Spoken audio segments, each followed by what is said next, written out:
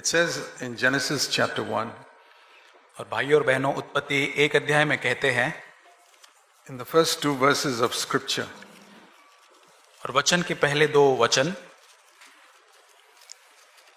that when God created the heaven and earth, it was perfect. और परमेश्वर ने आकाश और पृथ्वी की एक सिद्ध रचना की। God never creates anything imperfect. Everything is perfect. और परमेश्वर ने कभी भी कोई असिद्ध अव्यवस्थित चीज नहीं बनाई, लेकिन एक सिद्ध चीज ही बनाई।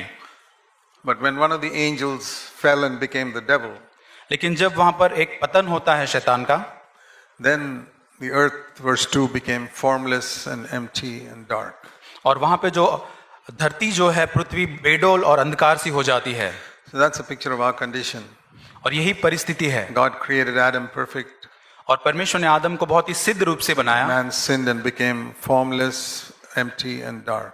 और वो पाप करता है और उसके बाद अंधकार और खाली बन जाता है। So that's how we are born.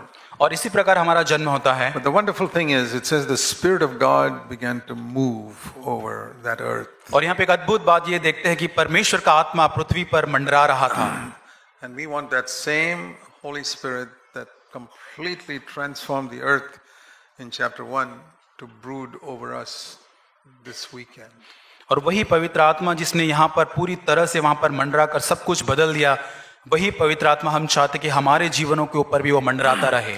Because if we allow the Spirit of God to move, He will do the same work in us that He did here in chapter 1 and change the earth. और अगर पवित्र आत्मा को हम अनुमति देंगे कि वो हमारे जीवन में कार्य करे, तो वही कार्य वो करेगा जो उत्पत्ति पहले अध्याय में वहां पवित्र आत्मा ने किया है। We can study the Word of God without the Holy Spirit.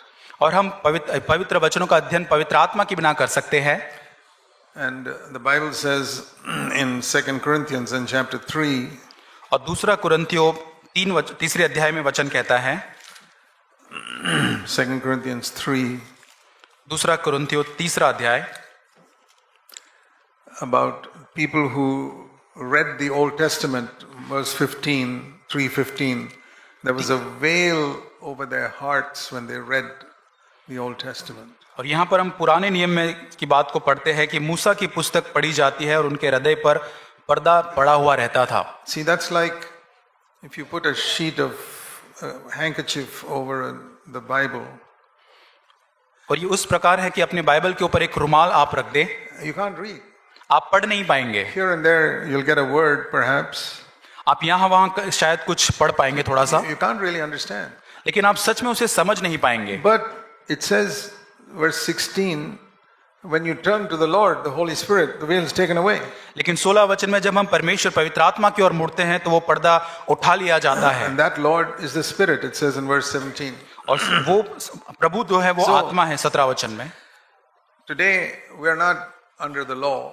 और आज हम व्यवस्था के अधीन नहीं हैं। But I find that most Christians read the Bible in the same way people under the law read it. लेकिन मैंने ये जाना है आज बहुत से मसीह जो है इस प्रकार वचन को पढ़ते जैसे वो पुराने नियम में है। And so it's like a handkerchief over the Bible and you get a word here and a word there. और उसी प्रकार जैसे एक रुमाल आपके बाइबल के ऊपर रखा है और आप थोड़ा बहुत यहाँ वहां से कुछ पढ़ पाते हैं, The Holy Spirit will take it away. लेकिन पवित्र आत्मा उसे उठा लेगा। So I remember the years in my own life after I was born again when I read the Bible and there was a veil over it. और मेरे जीवन में जब मेरा उद्धार हुआ मुझे याद है, स्मरण आता है कि बहुत समय तक एक पर्दा था वचन के ऊपर। And I could study the Bible like I study a book in school or college. और मैं वचन का अध्ययन करता था, लेकिन एक स्कूल और कॉलेज के अंदर एक पुस्तक का अध्ययन करने के समान था। You can study science or mathematics in a college and become really good at it. और जो लोग हैं कॉलेज के अंदर साइंस या मैथ्स पढ़ते हैं और बहुत ही अच्छी तरह से उसको करते हैं। And the same way you can study the Bible with the same way with your mind and become really good in your knowledge of the Bible. और उसी प्रकार हमारे मन से पढ़कर हम बहुत ही इसके अंदर बुद्धि प्राप्त कर सकते हैं। But you can be very good in science and mathematics and still commit adultery. लेकिन आप साइंस और मैथमेटिक्स में अच्छे होकर भी व्यभिचार कर सकते हैं। And you can be very good in the Bible and commit adultery. और आप वचन का ज्ञान रखते हुए भी व्यभिचार कर सकते हैं। In other words, your knowledge, your study does not change your life in college. और इसका मतलब यह है कि आपका ज्ञान, आपका अध्ययन कॉलेज में आपने जो किया उससे आपका जीवन परिवर्तित नहीं होता है। We can get knowledge of various doctrines in the Bible in the same way. और उसी प्रकार बाइबल के अनेक सिद्धांतों का ज्ञान मैं प्राप्त कर सकता हूँ। So if you find that you're increasing in knowledge of the Bible, और जैसे हम देखते हैं कि अगर हम बाइबल के ज्ञान के अंदर बढ़ते हैं, And if you're coming to our CFC churches, you probably have more knowledge of truth than almost anybody in India. और अगर आप CFC कलीसिया में आते हैं तो भारत के किसी भी कलीसिया से बढ़कर आपके अंदर अधिक ज्ञान होगा। I'm sure of that. और मुझे निश्चय है, You can commit worse sins than other people. लेकिन आप यहाँ पर आकर भी और लोगों से बदतर पाप के साथ आ And you सकते may हैं not grow spiritually और आत्मिक तौर से आप नहीं बढ़ेंगे, because you're studying the Bible like you study a subject in school or college. और आप बाइबल का अध्ययन एक कॉलेज, एक स्कूल के अंदर एक पुस्तक का करने के अध्ययन आप करते हैं, There's a veil over the Bible. और एक बाइबल के ऊपर एक पर्दा ढका हुआ If है, you turn to the Holy Spirit, the veil is taken away. और जब पवित्र आत्मा की ओर मुड़ते हैं वो पर्दा उठ जाता है। And when we turn to the Holy Spirit like that, और जब हम पवित्र आत्मा की ओर इस प्रकार उठते हैं, two things happen. दो चीजें होती हैं। Then when you read the Bible, you don't see a doctrine first of all. और जब आप पवित्र शास्त्र पढ़ते हैं, आप सिद्धांत को नहीं देख पाते, You see Jesus. आप यीशु मसीह को देखते हैं। Very few people see Jesus in the Bible. और बहुत कम लोग यीशु मसीह को बाइबल में See, देख all पाते these हैं। different denominations in Christianity, they argue about doctrine. और बहुत सारे संप्रदाय मसीह जगत के अंदर है जो इस सिद्धांतों के साथ लड़ रहे हैं। In my younger days, I thought I could argue and convince people about doctrine. और मेरे जवानी के समय में लोगों के साथ झगड़ता विवाद करता कि उस सिद्धांत के साथ मैं उनको बता सकूं। I've discovered that even if you convince that person, his life has not changed. और मैंने इस चीज को देखा कि अगर सिद्धांत के पीछे लगे लेकिन फिर भी जीवन नहीं परिवर्तित I've है। seen people, I've personally seen people with the highest form of doctrine fall into adultery मैंने व्यक्तिगत रूप से देखा है कि बहुत ही उच्च स्तर के सिद्धांत उनके हैं लेकिन व्यभिचार में वो पड़े and हैं tell lies और वो झूठ बोलते हैं and hurt others. और औरों को नुकसान Their पहुंचाते हैं, doctrine was absolutely perfect. और उनका जो सिद्धांत है बहुत ही सिद्ध है, And they were worse than unbelievers. और वो एक अन्य जाति से भी बहुत बदतर है। I've seen it. और मैंने देखा And है I learned something through that. और उसके द्वारा मैंने कुछ सीखा है। That if you study the Bible to get a doctrine, अगर आप वचन का अध्ययन केवल सिद्धांत पाने के लिए करते हैं, like the Pharisees, you look down on other denominations, say, we have better doctrine than you. और अगर फरीसी के समान आप और जो मन के लोग हैं उनके सिद्धांतों को अगर नीचा देखते हैं और अपने सिद्धांत को ऊपर Your देखते life हैं, will not change. आपका जीवन परिवर्तित नहीं होगा। You will fight and quarrel with your wife just like those unbelievers do. और अन्य जाति के समान ही आप अपनी पत्नी से झगड़ा There will करेंगे, be no change in your life. आपके जीवन में कोई परिवर्तन नहीं होगा। But if you allow the Holy Spirit to take the veil away, लेकिन जब आप पवित्र आत्मा को अनुमति देते उस पर्दे को उठा लेने के लिए take away that handkerchief on top of your Bible, और बाइबल के ऊपर से उस रुमाल को ले लेने के लिए, and you see something there you never saw before. और आप ऐसा कुछ वचन में देखते हैं जो आपने पहले कभी नहीं देखा। It says in verse 18, you'll see the glory of the Lord in that mirror, and the mirror is the word of God. और यहाँ पर 18 वचन में देखते हैं कि सबके उगाड़े चेहरे से प्रभु का महिमा इस प्रकार प्रकट होता है जिस प्रकार दर्पण में। So this Bible is a place where I'm supposed to see the glory of Jesus. और बाइबल एक ऐसी जगह है जहां मुझे यीशु मसीह की महिमा देखना है। And we read in John 1:14 that the glory of Jesus was full of grace and truth. और हम यूहन्ना 1:14 में देखते हैं कि परमेश्वर की महिमा पूरी तरह से सत्य और अनुग्रह के साथ है।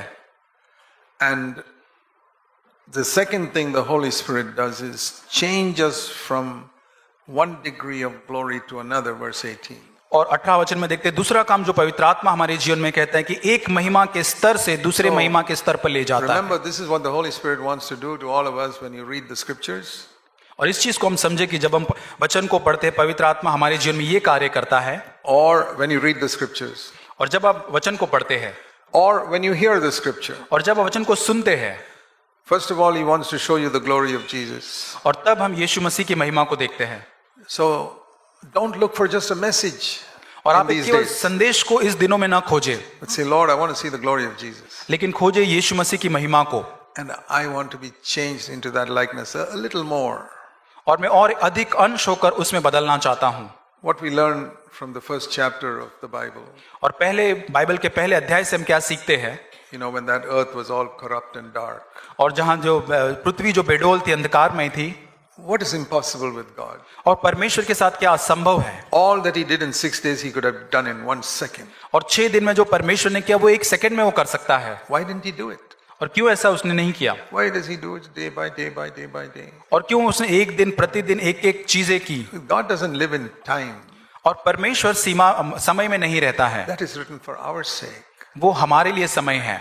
To teach us that God does not change us in 1 second. और ये सिखाने के लिए कि परमेश्वर हमें एक चुटकी में नहीं बदलता है, He changes us little by little, day by day. और वो हमें धीरे धीरे दिन प्रतिदिन बदलता है। And that is described in 1 or 2 verses in chapter 4. और वही यहाँ पे चौथे अध्याय में लिखा हुआ है। He's going back to Genesis chapter 1 here. और यहाँ पर वो उत्पत्ति पहले अध्याय में जाता This है, is a commentary on Genesis 1. और यहाँ जो उत्पत्ति है उसका अध्ययन किया हुआ है। First of all, पहली बात, Genesis, 2 Corinthians 4 verse 6. दूसरा कुरिन्थियों 4 अध्याय वचन 6। See, this is referring to Genesis 1. और ये उत्पत्ति पहले के बारे में बता रहा First है। day God said, let there be light.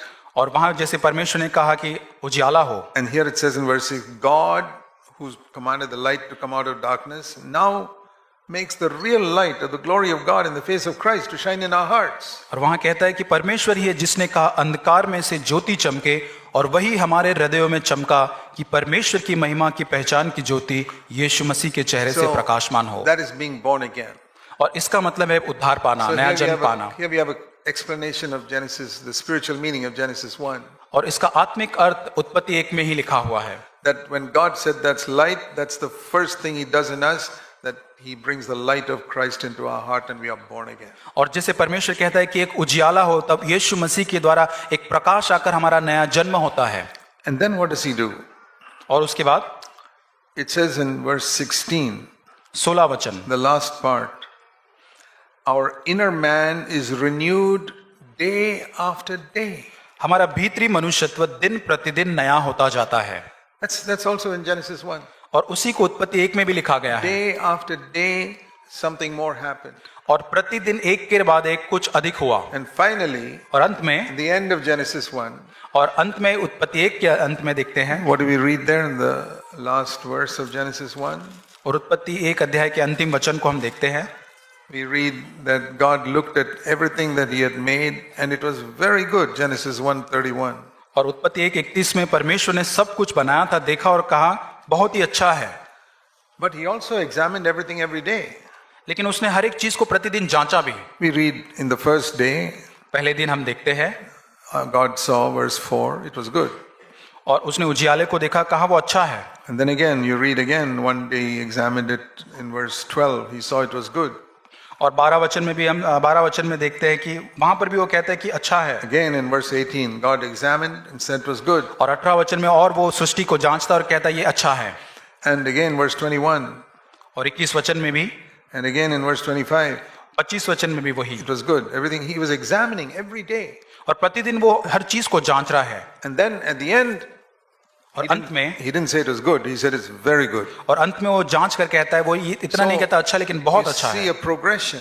और हम देखते हैं प्रतिदिन एक बढ़ोतरी को देखते हैं। That's a picture of how God wants to do it in our life. और ये एक चित्र है जो परमेश्वर हमारे जीवन में कार्य करना What did चाहता we है। read in 2 Corinthians 4:16? और जैसे हमने दूसरा कुरिन्थी 4:16 में पढ़ा, We are renewed day by day. जैसे हमारा भीतरी मनुष्यत्व दिन प्रतिदिन नया होता जाता That's है। an amazing level to come to. और ये बहुत ही एक अद्भुत एक स्तर है जहां पर हम पहुंच सकते हैं।